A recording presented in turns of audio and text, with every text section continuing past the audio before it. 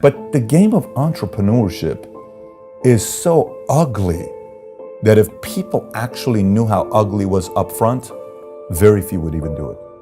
It's very ugly. It's very lonely. It's very frustrating. It exploits you at the highest level. You know, in the world of business, you don't just have one or two weaknesses. Imagine all of a sudden one day, 50 weaknesses are exposed, all at the same time. And everybody tells you, because it's you. Who wants that? No one wants that.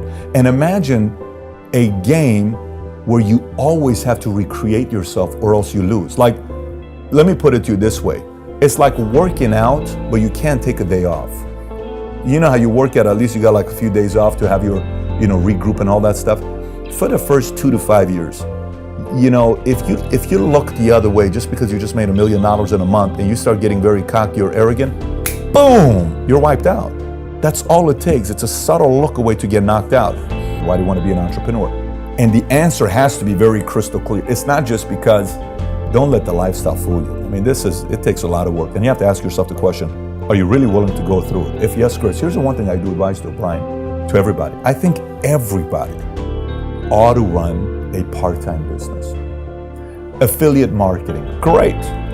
Sell products on the side, garage, whatever it is. Get your real estate license, sell real estate on the side. Get an insurance license, sell insurance on the side, and maintain your job. And put 10 or 15 hours into it. I think everybody ought to do it and can do it. Everybody. So, but the word of entrepreneurs, multidimensional. At what level do you want to go? Do you want to go building a business doing 50 grand a year? Great, go do it. Everybody ought to do it. Do you want to build a business doing $1 million a year? Well, maybe not everybody can. You can build $1 million a year business.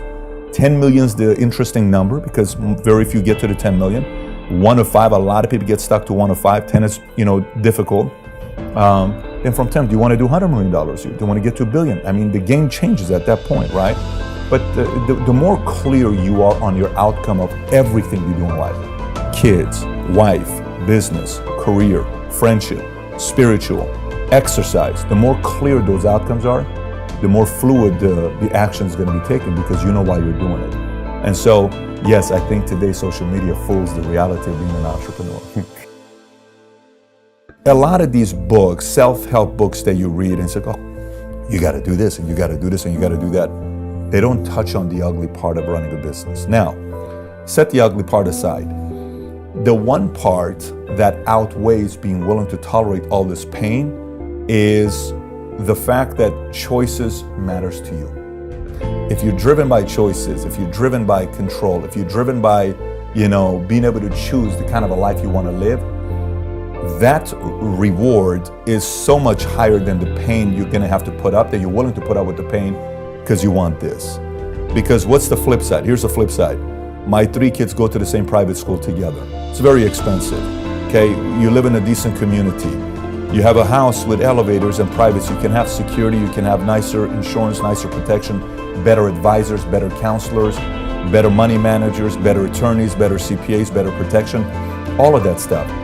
The choices, better places to go, people that you can associate with that are at your same level, if not higher than you, more things that you can have as choice. I'm not talking necessarily material things, choices.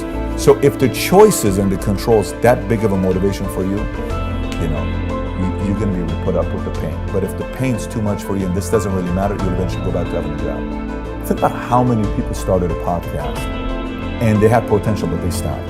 Think about it. Think about how much work it takes to run a podcast, okay? You have a wife, you have a kid, you have a business, you have all these other things.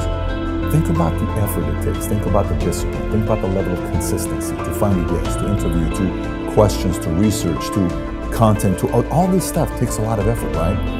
But you're doing it. It's very obvious you're enjoying it and it matters to you. And that's why you're effective. You see some people that it doesn't matter to them, they're winging it. So that's the differentiator between an amateur and a pro.